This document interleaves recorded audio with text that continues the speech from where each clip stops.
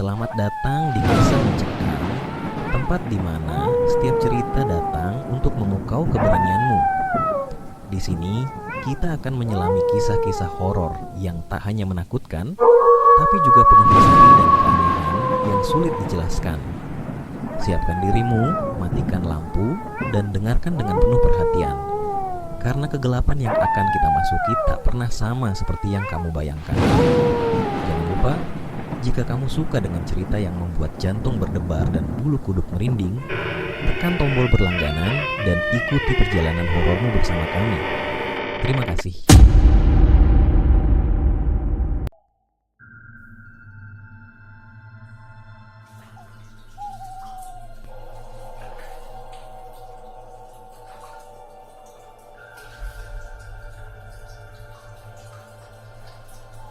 Di sebuah desa kecil bernama Sukamukti, terdapat kisah yang selalu membuat penduduknya bergidik ngeri, terutama para orang tua.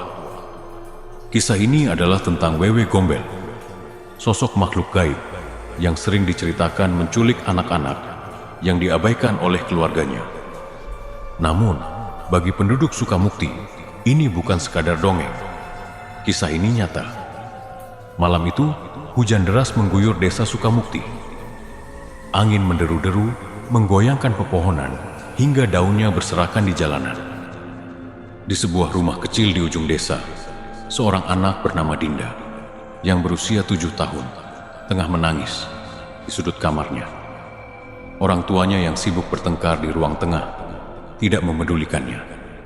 "Jangan ganggu aku, tidurlah sendiri," bentak ibunya beberapa jam sebelumnya. Dinda hanya bisa memeluk boneka kesayangannya, berharap suasana rumah menjadi tenang. Namun, saat malam semakin larut, suara aneh mulai terdengar dari luar jendela kamarnya. Ketuk, ketuk, ketuk. Dinda mendekati jendela. Di balik kaca yang berembun, ia melihat sesosok bayangan besar dengan rambut panjang kusut menjuntai. Matanya merah, menyala menatap tajam ke arahnya. Bayangan itu mengangkat tangan yang keriput, menunjuk ke arahnya, sambil tersenyum dengan gigi yang tak beraturan. "Ayo ikut, nak. Mari aku jaga." Terdengar suara lirih, tapi menyeramkan. Keesokan paginya, rumah Dinda ramai dengan suara panik. Orang tua Dinda menyadari anak mereka menghilang dari kamar tanpa jejak. Pintu dan jendela terkunci rapat, tetapi Dinda tidak ada di manapun. Penduduk desa segera berkumpul untuk membantu mencari. Namun, seorang pria tua bernama Pak Kirman berkata dengan wajah tegang, "Ini ulah Wewe Gombel. Aku yakin itu." Pak Kirman lalu menceritakan bahwa ia pernah melihat sosok yang sama bertahun-tahun lalu saat seorang anak lain di desa juga menghilang. Namun, anak itu ditemukan di hutan 3 hari kemudian, dengan kondisi tubuh yang lemah, tapi tanpa luka. Saat ditanya, anak itu berkata, "Aku dijaga oleh seorang ibu dengan rambut panjang." Warga desa memutuskan untuk mencari Dinda di hutan yang terletak di pinggir desa. Hutan itu dikenal angker dan jarang ada yang berani masuk, terutama saat malam. Mereka membawa obor dan peralatan seadanya, sambil membaca doa untuk melindungi diri dari makhluk gaib. Di tengah hutan, mereka mulai mendengar suara tawa, cekikikan yang menggema. Suara itu datang dari segala arah, membuat mereka kebingungan. Pak Kirman memimpin kelompok, membawa sebuah jimat yang diyakini dapat mengusir roh jahat. Saat mereka mencapai sebuah pohon besar yang disebut-sebut sebagai pohon keramat, mereka menemukan sesuatu yang membuat bulu kuduk merinding. Ada boneka milik Dinda tergantung di salah satu cabang pohon dengan tali yang diikat rapi. Di bawahnya terdapat jejak kaki kecil yang mengarah lebih jauh ke dalam hutan. "Tunggu," seru salah satu warga. "Dinda pasti ada di dekat sini."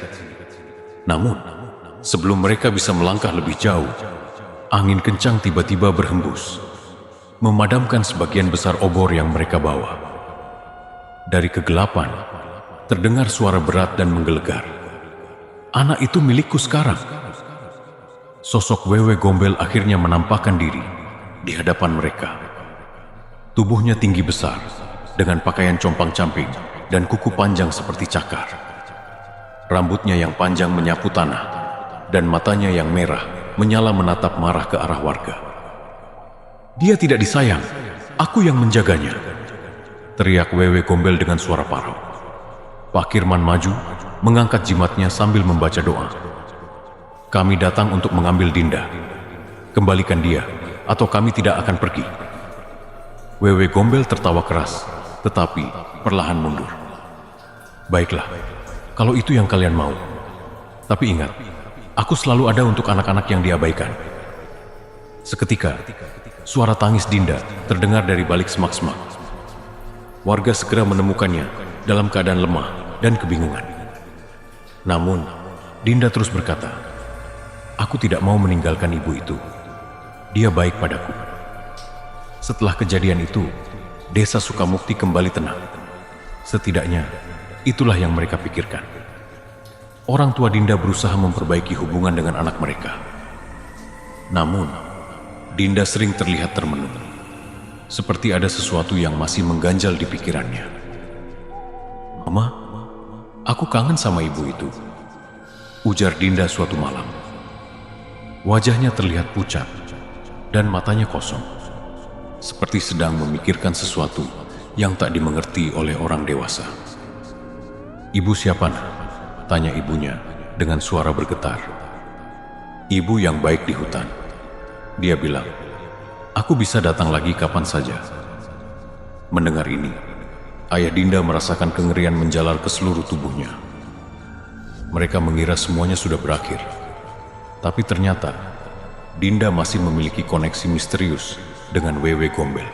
Beberapa hari kemudian, Dinda mulai sering bermimpi buruk. Dalam mimpinya, dia berjalan sendirian di hutan yang gelap. Pohon-pohon di sekitarnya tampak hidup, seolah memerhatikan setiap langkahnya. Dari kejauhan, ia selalu mendengar suara tawa, cekikikan yang semakin lama semakin mendekat. "Ibu di sini, nak. Jangan takut."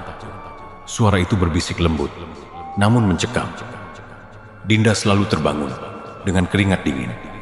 Tapi anehnya, setiap kali bangun, ia menemukan sesuatu yang tidak biasa di kamarnya. Seperti daun kering, bunga liar, atau bahkan sehelai rambut panjang yang bau anyir. Orang tuanya yang semakin panik memutuskan untuk membawa Dinda ke seorang dukun desa yang dianggap memiliki kekuatan untuk mengusir gangguan gaib.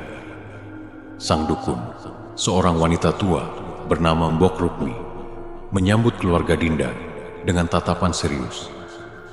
Setelah mendengar cerita mereka, Mbok Rukmi mulai membakar dupa dan membaca mantra. Setelah beberapa saat, ia berbicara dengan nada berat. "Wewe Gombel adalah arwah seorang wanita yang dulu hidup penuh penderitaan. Dia pernah tinggal di desa ini ratusan tahun yang lalu. Namanya Sari, seorang wanita yang tidak pernah memiliki anak, tapi sangat menginginkannya. Karena itu, dia menculik anak-anak desa dan merawat mereka seperti anaknya sendiri." Mbok Rukmi berhenti sejenak, matanya menatap tajam ke arah Dinda. Ketika para warga mengetahui perbuatannya, mereka marah dan membakarnya hidup-hidup di pohon keramat. Namun, arwahnya tidak pernah pergi. Dia masih menganggap dirinya sebagai ibu bagi anak-anak yang merasa diabaikan. Orang tua Dinda gemetar mendengar cerita itu. Mereka sadar, jika tidak segera menghentikan Wewe Gombel, Dinda akan terus menjadi sasarannya. Mbok Rukmi menyarankan agar mereka melakukan sebuah ritual untuk memutus ikatan antara Dinda dan Wewe Gombel. Malam itu, mereka membawa Dinda ke pohon keramat, tempat di mana teror ini bermula. Warga desa yang sebelumnya membantu mencari Dinda juga ikut hadir, membawa obor untuk menerangi malam yang gelap gulita. Sesampainya di sana, suasana berubah mencekam. Angin kencang berhembus, membawa bau anyir yang menusuk hidung. Pohon keramat itu tampak lebih besar dari sebelumnya, dengan akar-akar yang menjalar seperti cakar raksasa. Mbok Rukmi mulai membaca mantra sambil menaburkan bunga dan garam di sekitar pohon.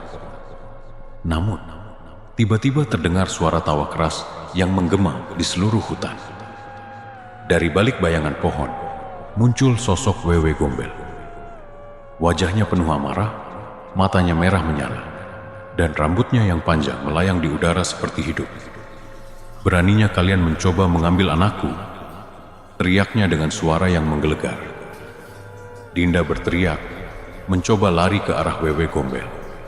Tapi ayahnya segera memeluknya erat. "Dinda, jangan dengarkan dia," seru ibunya dengan air mata yang mengalir deras. Wewe Gombel menyerang, membuat obor-obor yang dibawa warga padam dalam sekejap.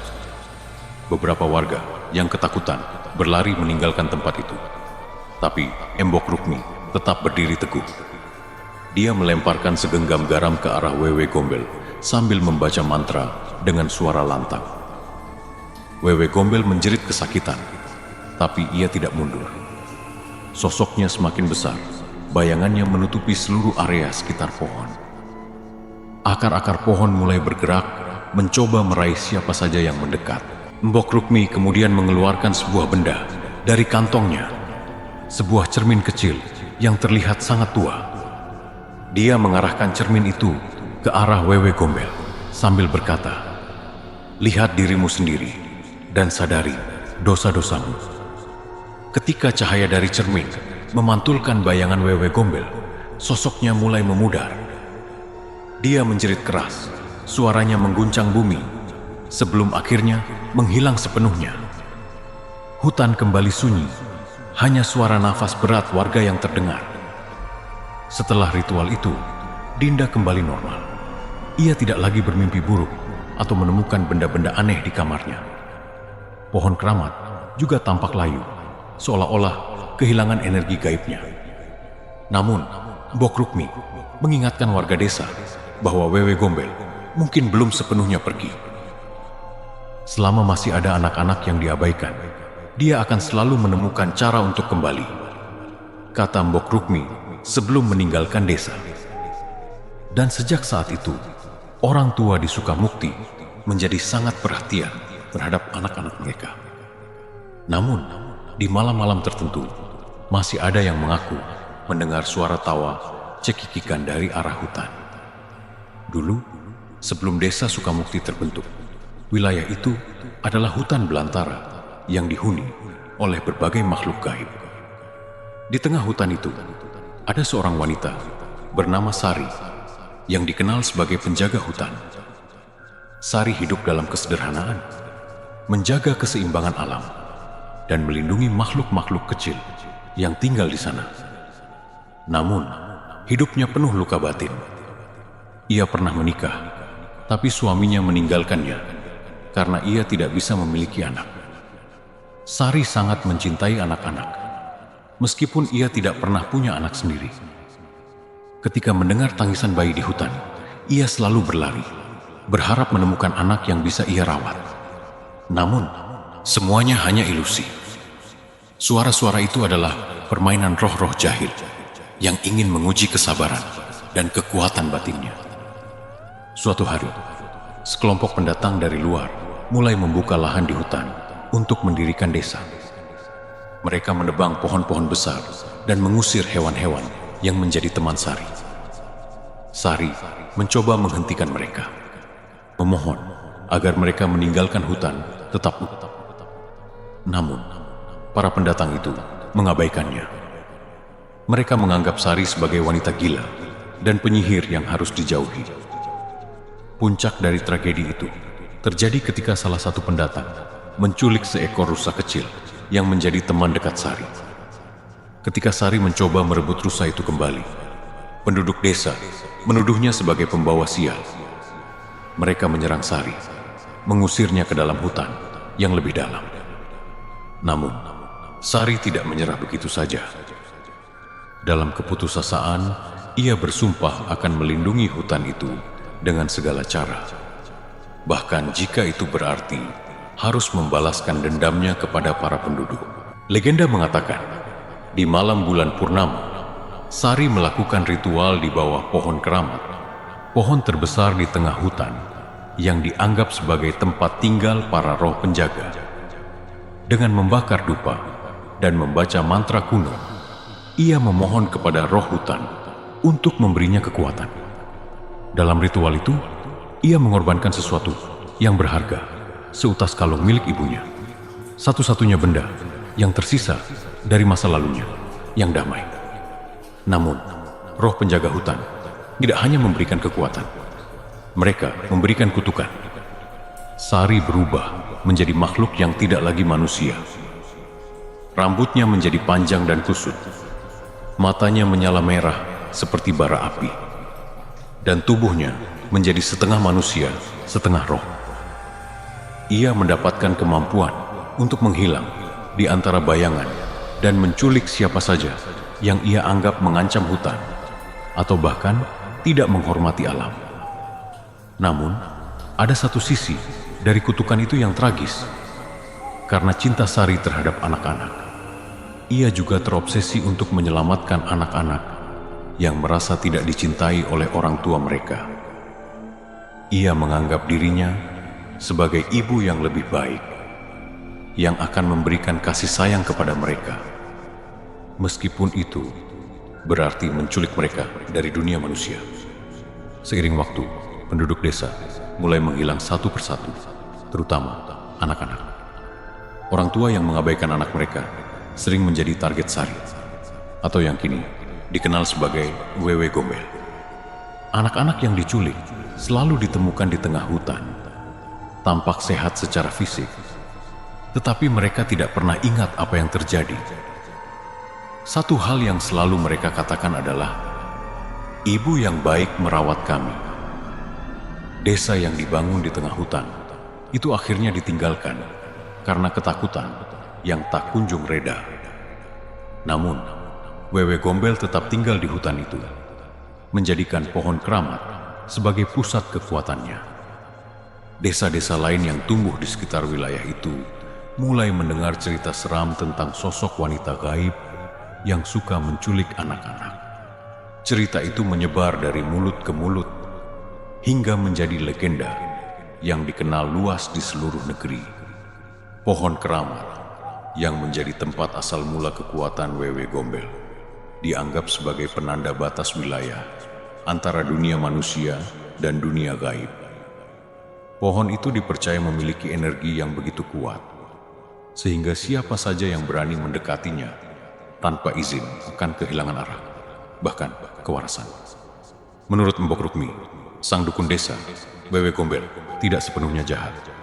Ia adalah korban dari keserakahan manusia yang merusak alam dan merampas segalanya darinya. Namun, kebenciannya terhadap manusia, terutama orang tua yang tidak bertanggung jawab, menjadikannya sosok yang mengerikan. Kutukan yang diberikan oleh roh penjaga hutan bukan hanya membuat Sari menjadi makhluk gaib. Kutukan itu juga mengikatnya pada nasib anak-anak. Selama ada anak-anak yang merasa diabaikan atau disakiti, Wewe Gombel akan terus hidup, memanfaatkan kelemahan hati manusia untuk membawa anak-anak itu ke dalam pelukannya.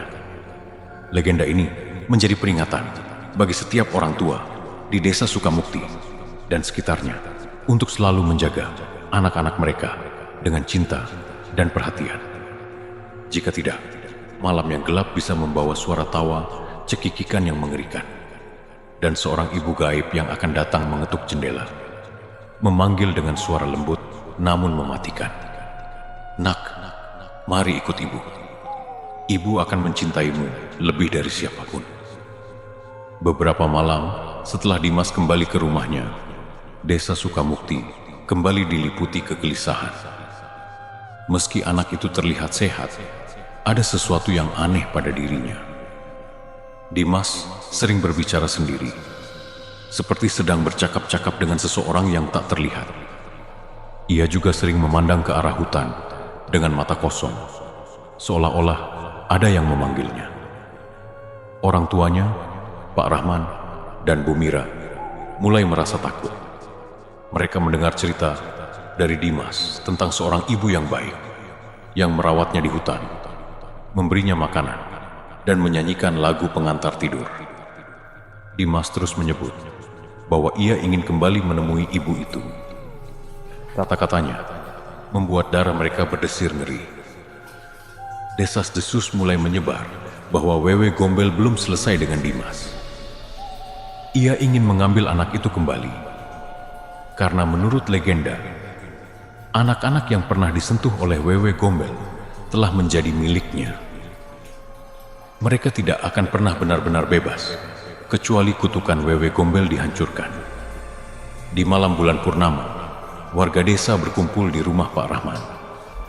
Mereka membawa berbagai sesajen, dupa, dan jimat pelindung yang diberikan oleh Mbok Rukmi, sang dukun desa. Mbok Rukmi memperingatkan bahwa malam itu adalah malam yang berbahaya. Wewe Gombel akan datang untuk mengambil Dimas kembali. Di rumah itu, suasana sangat mencekam. Angin dingin bertiup kencang, membawa suara-suara aneh dari arah hutan. Pohon-pohon bergoyang seperti sedang menari dalam irama yang tak terlihat, dan suara tawa kecil yang samar mulai terdengar di luar jendela. "Dimas, ibu datang. Ayo keluar, nak." Suara lembut itu terdengar, membuat semua orang di dalam rumah membeku. Suara itu tidak berasal dari seorang wanita biasa. Suaranya merayap di udara, masuk ke telinga, dan langsung menusuk ke hati, membuat bulu kuduk berdiri. Dimas, yang sebelumnya tertidur di pangkuan Bumira, tiba-tiba membuka matanya. Ia berdiri dengan kaku, matanya kosong, dan berjalan perlahan menuju pintu. Bumira segera menarik anaknya kembali, memeluknya erat-erat. Namun, kekuatan tak terlihat tampaknya mendorong Dimas, membuatnya terus mencoba berjalan keluar. Mbok Rukmi segera menyalakan dupa dan membaca mantra-mantra kuno yang hanya ia ketahui. Asap dupa memenuhi ruangan, menciptakan penghalang antara dunia manusia dan dunia gaib. "Wewe Gombel, kau tidak berhak atas anak ini. Pergilah kembali ke hutanmu," teriak Mbok Rukmi dengan suara tegas. Namun, suara tawa itu semakin keras. Tiba-tiba, bayangan gelap muncul di luar jendela. Bayangan itu berbentuk seorang wanita dengan rambut panjang menjuntai, tubuhnya melayang, dan matanya menyala merah seperti api. Ia menatap langsung ke arah Dimas. Senyum menyeramkan terukir di wajahnya. "Aku adalah ibu sejati mereka yang dilupakan," suara Wewe Gombel menggema. "Anak ini memanggilku. Ia butuh kasih sayangku. Kau tidak bisa menghentikanku." Tiba-tiba, semua lampu di rumah itu padam. Kegelapan menyelimuti ruangan, hanya diterangi oleh cahaya redup dari dupa yang menyala. Angin dingin masuk melalui celah-celah pintu dan jendela, membawa aroma tanah basah dan daun kering. Warga desa mulai membaca doa-doa dengan suara bergetar. Mbok Rukmi terus membaca mantranya, menaburkan garam di sekeliling ruang untuk memperkuat perlindungan. Namun, Wewe Gombel semakin mendekat. Suaranya terdengar di setiap sudut ruangan, seolah-olah ia ada di mana-mana. Melihat situasi semakin genting, Mbok Rukmi mengambil langkah drastis. Ia mengeluarkan sebuah benda kecil dari kantongnya, sebuah gelang anyaman dari rambut manusia yang dikatakan sebagai salah satu jimat kuat untuk melawan roh jahat. Gelang itu adalah miliknya, warisan dari gurunya yang telah lama tiada. Mbok Rukmi mendekati Dimas dan meletakkan gelang itu di pergelangan tangannya. Saat gelang itu menyentuh kulit Dimas, anak itu tiba-tiba terjatuh, tak sadarkan diri. Wewe Gombel menjerit keras, suaranya memekakkan telinga. "Tidak, kau tidak bisa merebutnya dariku," teriaknya dengan marah.